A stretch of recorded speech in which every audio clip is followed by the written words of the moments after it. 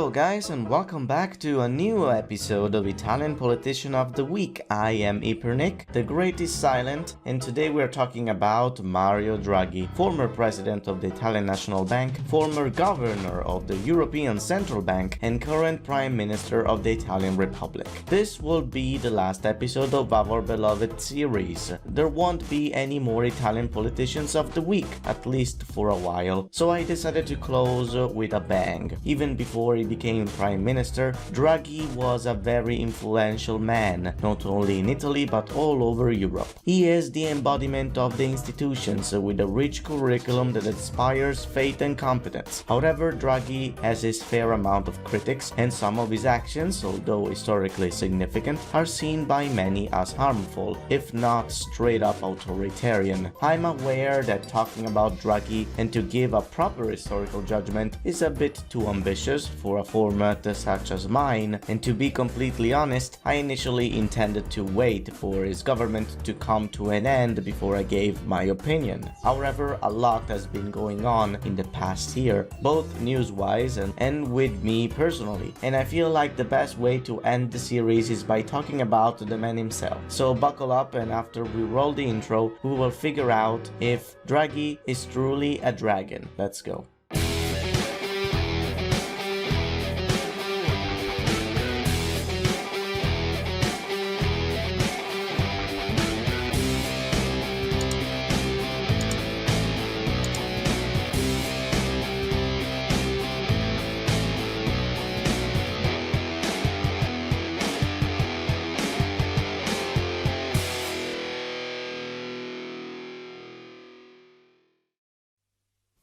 Mario Draghi was born in Rome in 1947. His upbringing was not easy, since he lost both his parents in his teenage years, and was raised by his uncle and older siblings. Despite all of this, Draghi was very fortunate in his academic endeavors, graduating in economics at the Sapienza University in Rome, and later getting a PhD at the Massachusetts Institute of Technology under the guidance of the famous economist Robert Solow. Furthermore, between 1975 and 1991, he was a professor of economic finance and monetary politics at the universities of Trento and Florence. Draghi's first political role, however, came in 1982, when he became the advisor of the Minister of Treasure at the time, Giovanni Goria. The person who recommended him for the job was Beniamino Andreatta. He too was a long-time minister for Democrazia Cristiana and also the tutor of another future prime minister, Romano Prodi. In 1991, again after the recommendation of the governor of the Italian National Bank, Carlo Azeglio Ciampi, Draghi was made General Director of the Ministry of Treasury, where he stayed for almost 10 years. During his tenure, he was the principal promoter of the privatization of various companies previously held in varying degrees by the Italian state, such as IRI, Telecom, Eni,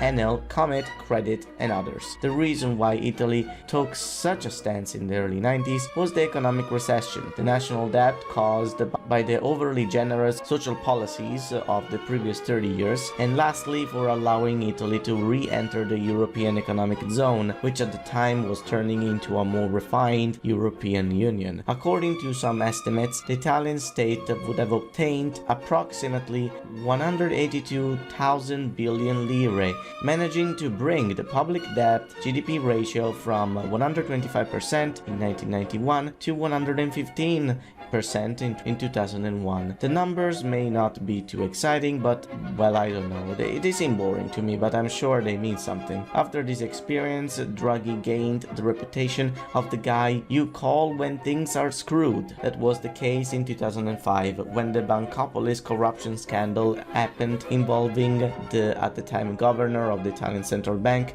Antonio Fazio, who resigned shortly after. As soon as he took office, Draghi encouraged the Italian bank system, which before then was divided up into small banks, into uniting itself in order to avoid being absorbed by foreign banks. He also helped the Italian government to solve a series of issues regarding inflation, budget, taxes, and social safety nets. In 2001, he received endorsements from the Financial Times, The Economist, and President Silvio Berlusconi to succeed Jean-Claude Trichet as the president of the European Central Bank, which he did in May of that year. It will be during his 7-year term that Draghi had to deal with the aftermaths of the European debt crisis. On the 26th of July 2012, in the midst of renewed fears about the Eurozone and the value of the euro currency itself, in a speech in London, he announced in English that the ECB would do whatever it takes to save the euro, and believe me,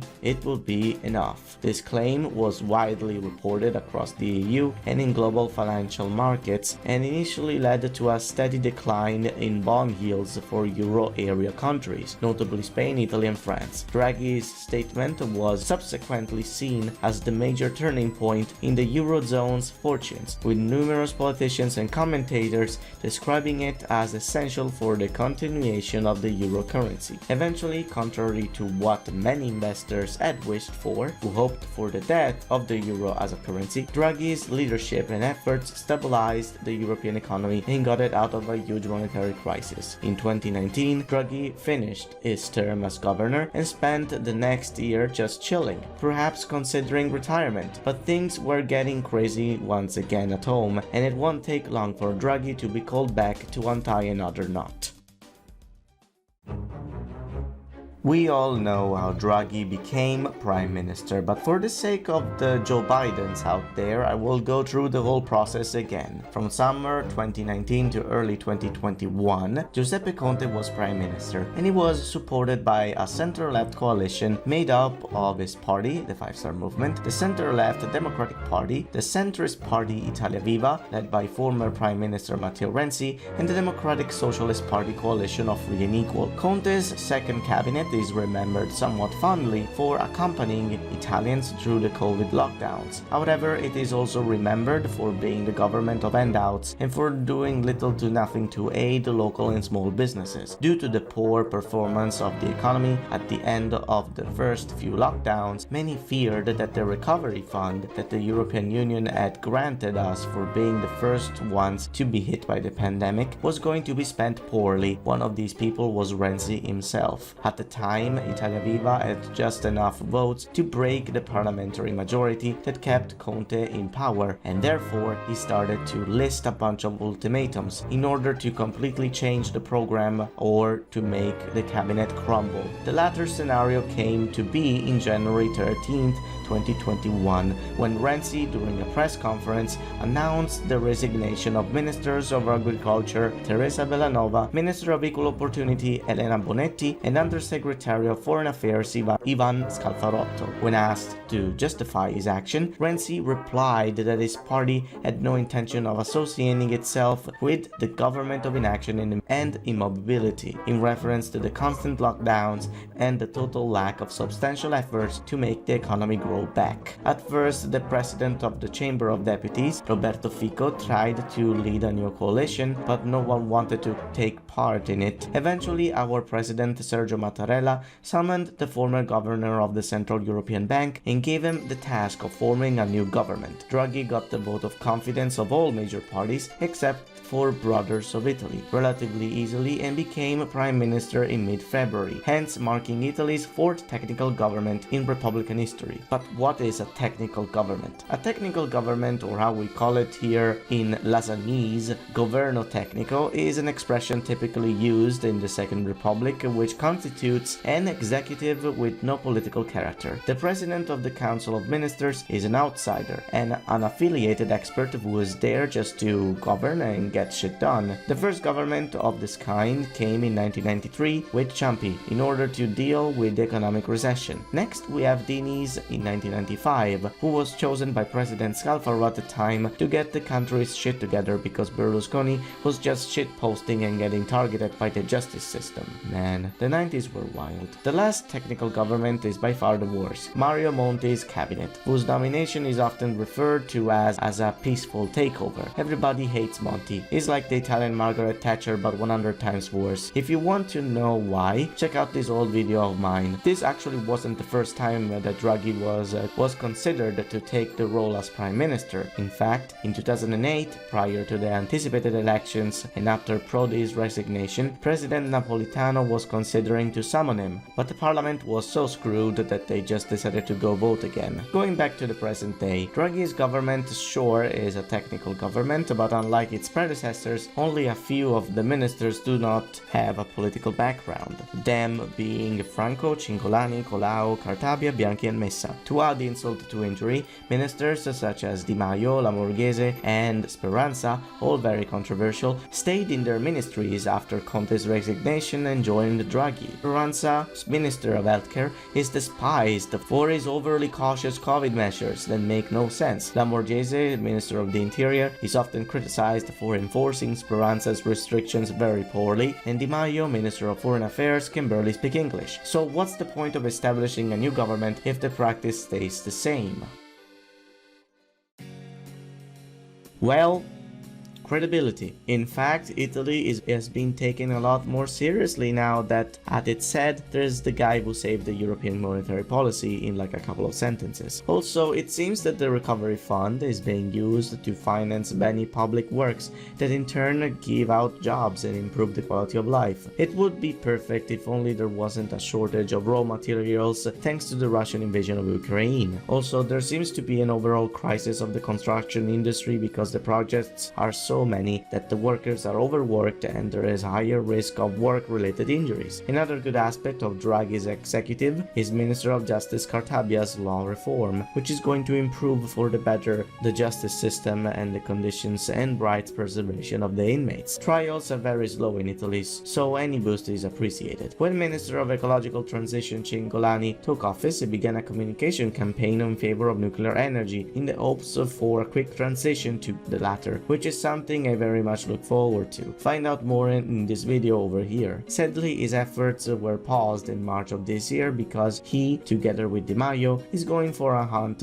for new sources of gas to substitute Russian imports. Again, I talked about it in the video I just recommended you, but the reason why I'm mentioning this is that Di Maio is actually starting to become quite good at his job, so who knows, we might see more of him in the near future. Honestly, if you don't factor in the current geopolitical crisis and the uselessness of ministers of education and research, Bianchi and Messa, overall I'd say that Draghi's government is doing pretty okay, though the internal politics is not something it's excelling at, despite its heart being at the right place. Education is still shit, we are behind in research investments, healthcare is also underfunded, judges overuse pre-trial detention, civil rights are barely granted, bureaucracy is too thick, and for fuck's sake the media is retarded. I think that many people feel like Draghi was underwhelming because the media was hyping his arrival more than the Avengers Endgame movie, and they have a point when they say that things are still not great, but I feel like things are slowly and steadily moving to the right direction, at least to some extent. I guess we will have to see next year. Ultimately, such change should not come from Draghi or any other organ, but